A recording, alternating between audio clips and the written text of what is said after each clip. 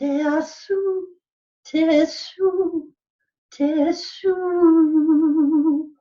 mamu, mamu, mamu, mamu. There we go. We are recording. Welcome to the Inner Sanctum with the beautiful Ananara. Grace, sound oracle, master, galactic, Oh God, sound being, walking, yada, yada, yada, yada. Just a puzzle piece in all of this. Just a puzzle piece in all of this, like we all are, a puzzle piece. Yeah, So absolutely. Ananara and I were at the beginning of this year or last year, was it? Last year. We were up in Byron Bay having lunch. And I was saying to her that my guides told me that I had done my karma. I'd finished it. I don't have to sort of do too much more struggling in this lifetime after a lifetime of struggling. And I'm like, thank goodness for that. And then Ananara asked me, have I finished with my karma yet? And I tuned in and I got straight away was when you had the transition. And I'll tell you why. Do you want to talk about who you were before, what was happening, and what happened to your awakening, in your awakening transition? 1996, living in Sydney, crazy life, wore all black, drama queen, fell in love with my son's best friend, tried to commit suicide, ended up in St Vincent's Hospital, woke up, and then I got a thing to go to Byron Bay. I didn't know anything about Byron Bay, but it was like a big thoughts and that coming in. So I jumped on a train and went to Byron Bay, and yeah, it was interesting. Does everybody know, hands up who knows Byron Bay? Byron Bay?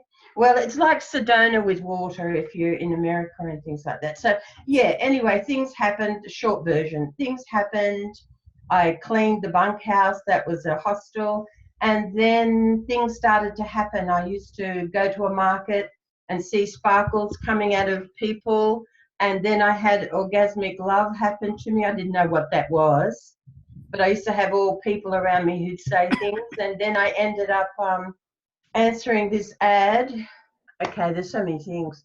Fibroids in my stomach, going to the gynecologist, and this lady came in the night before and said, don't have them out, there's an alternative, and there's this healing class starting in 2 days' time. I was a hippie with no money, and I didn't know what the thing was about, but I had this overwhelming feeling to ring this lady up, and I said, hi, I don't know who you are. I can't get there because it's inland and I don't drive. And she said, don't worry, dear, I knew you were coming 12 months ago. So I ended up in a class with another 5 people, and we were the first 6 ascension healers. I didn't even know what ascension was. And anyway, she used to be a trance channel lady, where she used to bring in other beings into her body, and her body would change. And they started talking to me in these funny languages, and they said, Gakura, mashallah, kitira. And then I said, I don't know what you're talking about. And they said, now translate that. And I wanted to run. I thought it was weird. I thought everything.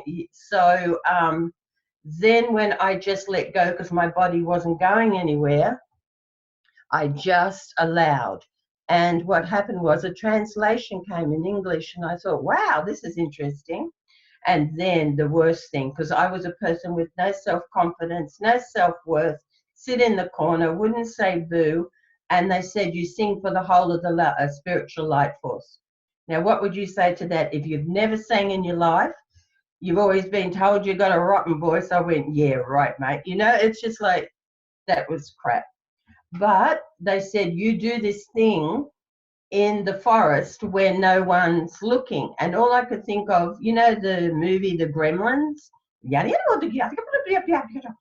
I used to do that, and they said, we want you to sing in this moment. And I went, no, but I was so embarrassed, but the 5 were there, so I put my hands over my eyes and I started to do what I do in the forest. And when I looked up, everybody was crying, and I thought, wow, this is interesting. So it's like I was put in this class. I was pushed to the edge, but they know you can fly, but unless you are pushed and cry and whinge and challenge, nothing will come out. So that's what's happened. And that was in 1999.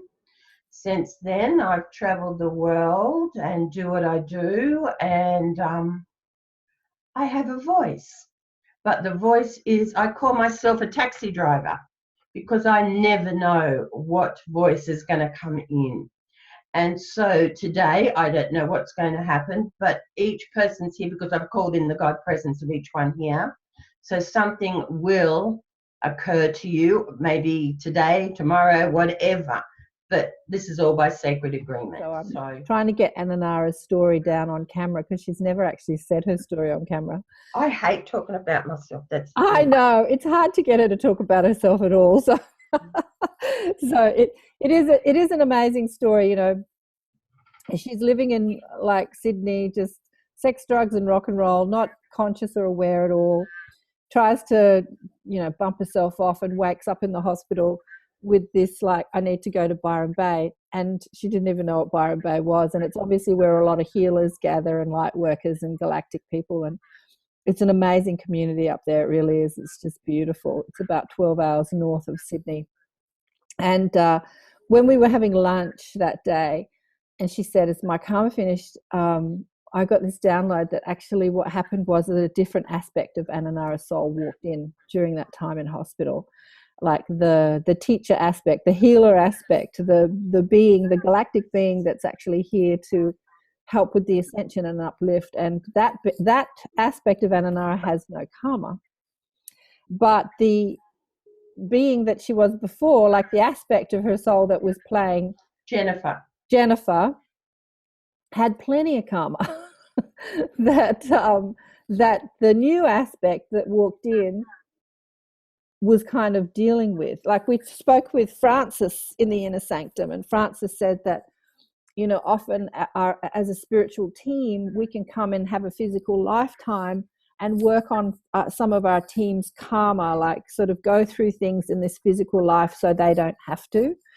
And so I feel like that's what this aspect of called Ananara is doing for Jennifer, you know.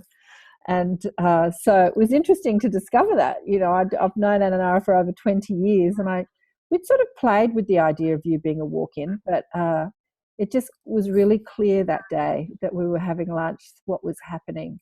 So it's not really easy to have Ananara's thought forms, because not Ananara, Jennifer's thought forms, because she was the one that feels worthless and you know, really down on herself. And then the other aspect, there's like two people living inside you, isn't it, Ananara? Yeah. And so we have lots of conversations.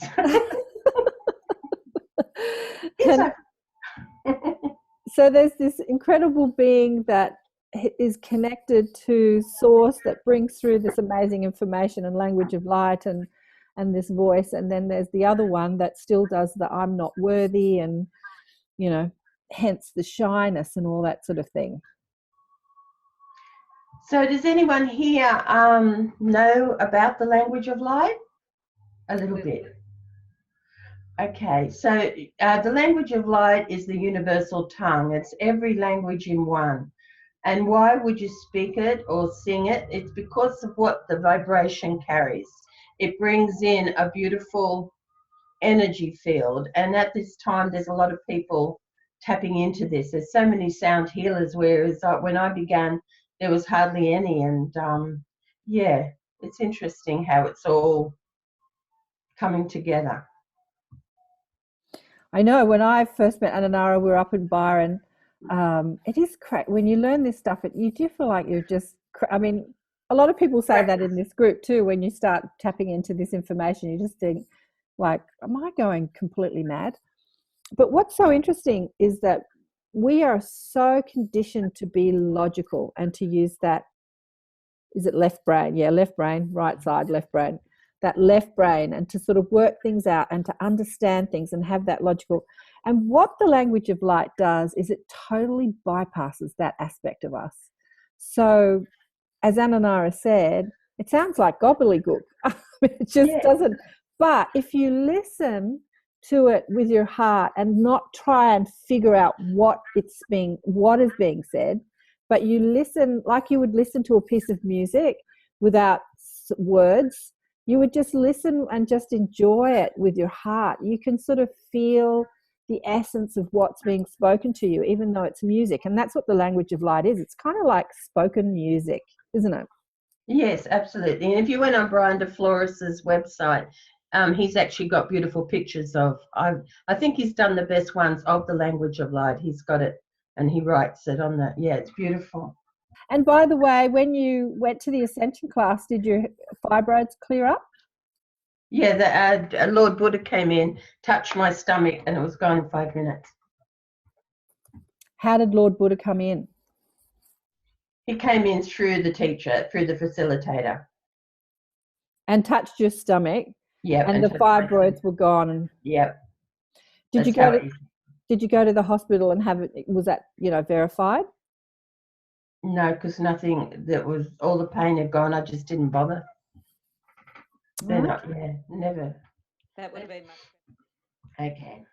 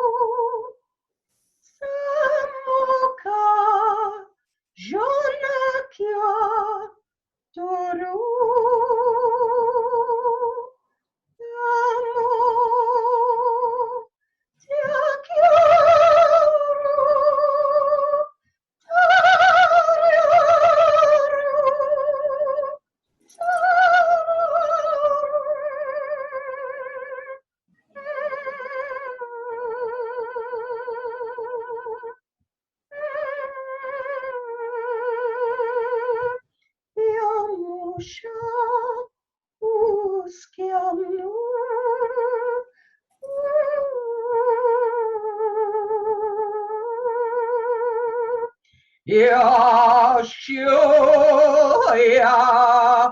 no ya seya moya moya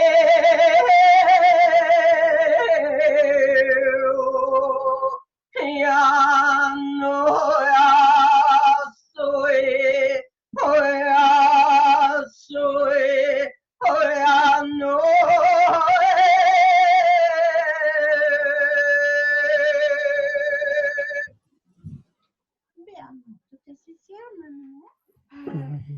Do you want to talk about the American Indian?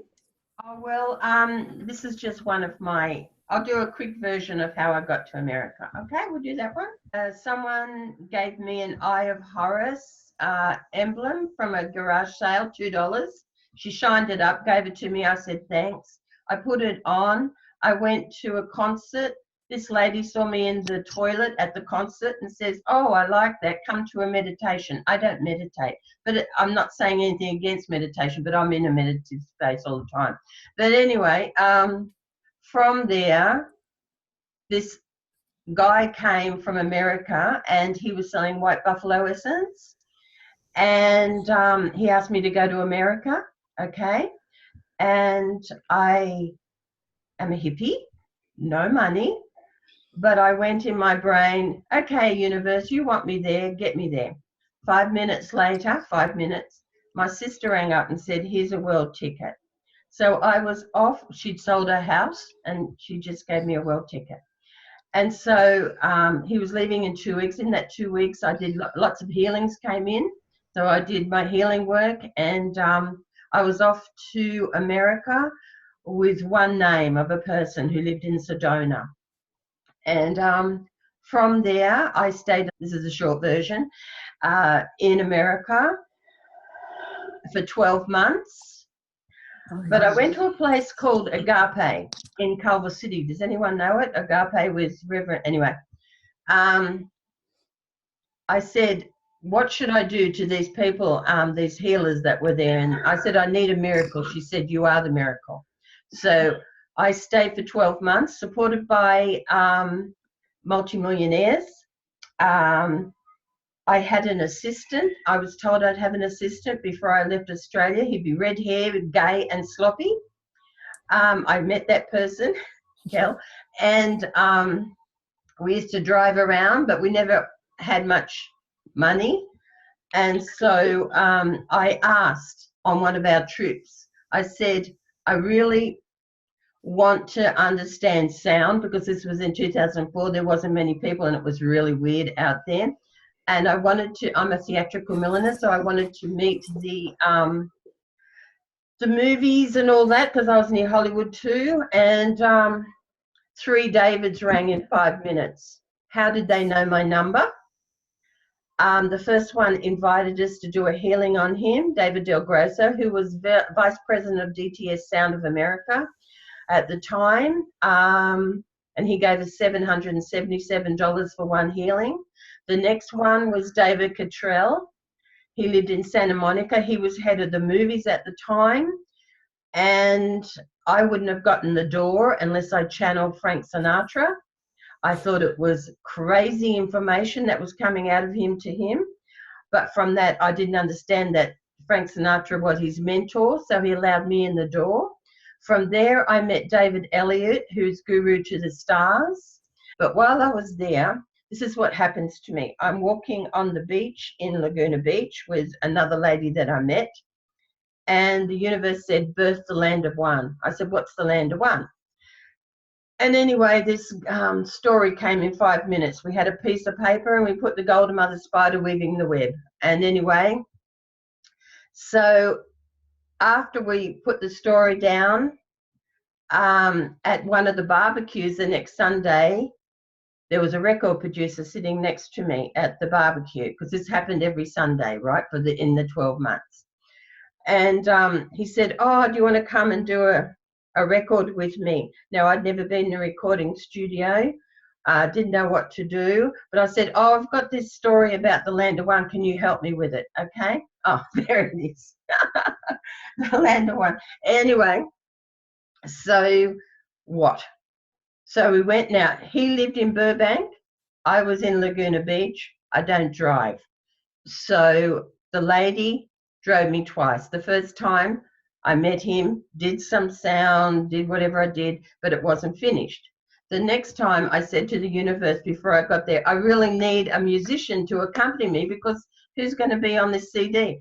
Naturally, there was someone sitting in the backyard the next time, and he was playing an instrument, right? I went, hi, do you want to be on a CD? Never met him before, and it's like we rehearsed for 1,000 years. And so this record was made, this CD was made, and I thought, what's this about? So when it was finished, we put it on, and all the lights lit up on the highway in Los Angeles, and I went, whoa. And we tried it on these kids. Now, these kids were ADD, and they were running around, and they were not taking much notice. And we said, oh, do you want to listen to the CD? They went, nah. And I said, oh, come on, let's listen to the CD. So they went, oh, all right. So we just put the first note on, ding, and they all went into meditation and said golden weave. They saw the golden weave before it said it.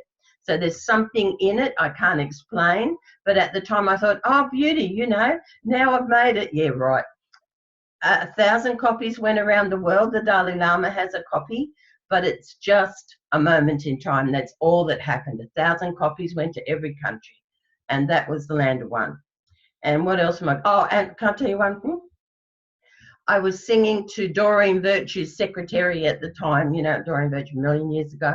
And there was this guy outside. We were in a new age place. And I was singing to her. She was sitting on the chair. And there was a guy outside. And he was just like in raptures of my voice or something. He was going real, and he was dressed in rags. Now, this person was dressed in rags, but he had beautiful golden curls, and he had beautiful golden bangles and everything on, jewelry. And we just bought a box of strawberries. And I wanted to stop singing and see who this guy was outside, because he wasn't coming in. And so I stopped, and I got the box of strawberries. There was 3 other women, so they saw this too. And I went to the guy and I says, oh, would you like a strawberry? And he said, thank you, only one. And it was Archangel Gabriel that had manifested in the physical. And he came, and I thought, why was he dressed in rags? And there was no answer to that. Why not? Because, yeah, maybe it was just to make him stand out, but he was beautiful. He had this beautiful ringlets and everything. So a lot of things happen in America where they don't in Australia, it seems. They must have more portals or vortexes that are open or something. Okay, let's get serious. Okay. Shoholama dukura batatiha mera shohola. Desia katura paturskiti hameha. Ishka katura mahala. Desala jola zeme.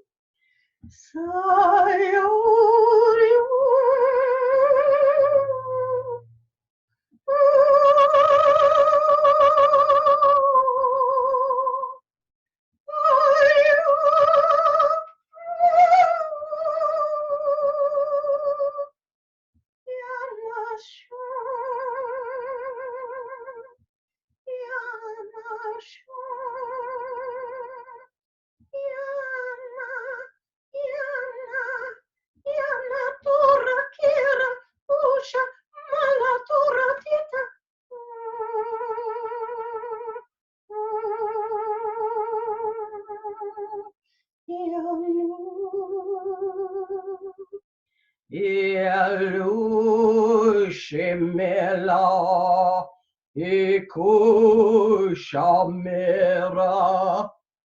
Delo Dolo Yamoyale Malaya Malaya Yamaya Mayalaya Yalamaya Yamoya Yana Yolaya Lamo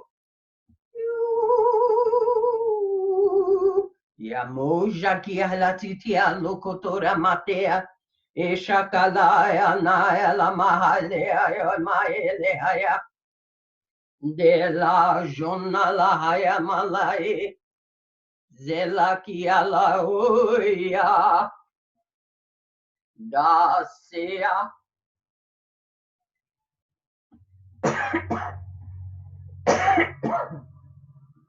Obviously, I'm clearing with the coughing. I do this when I'm clearing people.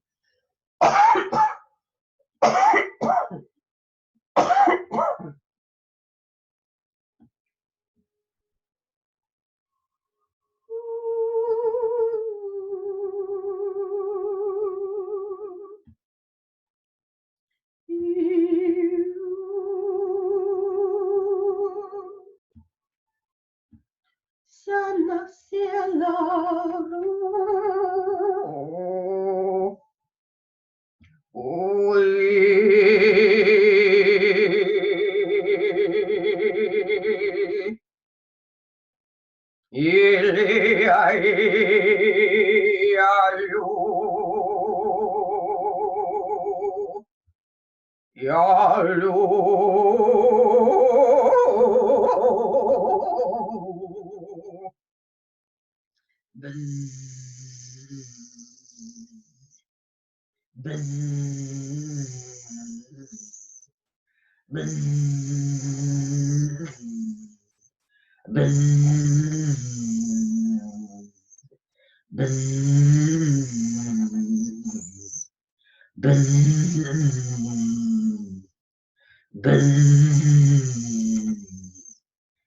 Yahola Maya Lahaya Malia Dayulia Dudurumu Jadea Hai Dayalea duhu shakale adi.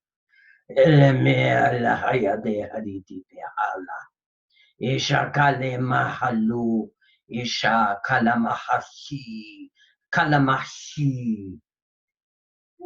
Shakala sepeara shuma.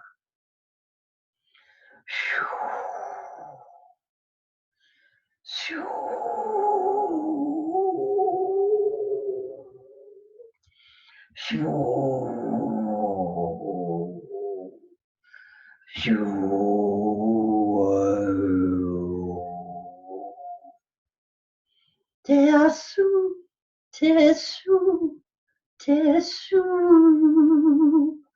mamu, mamu, mamu, mamu.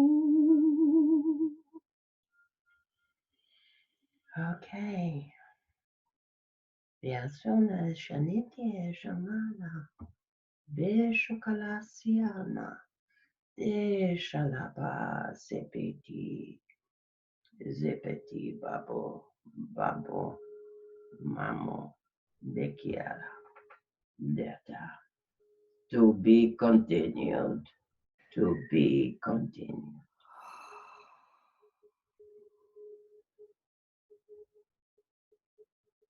The power of sound.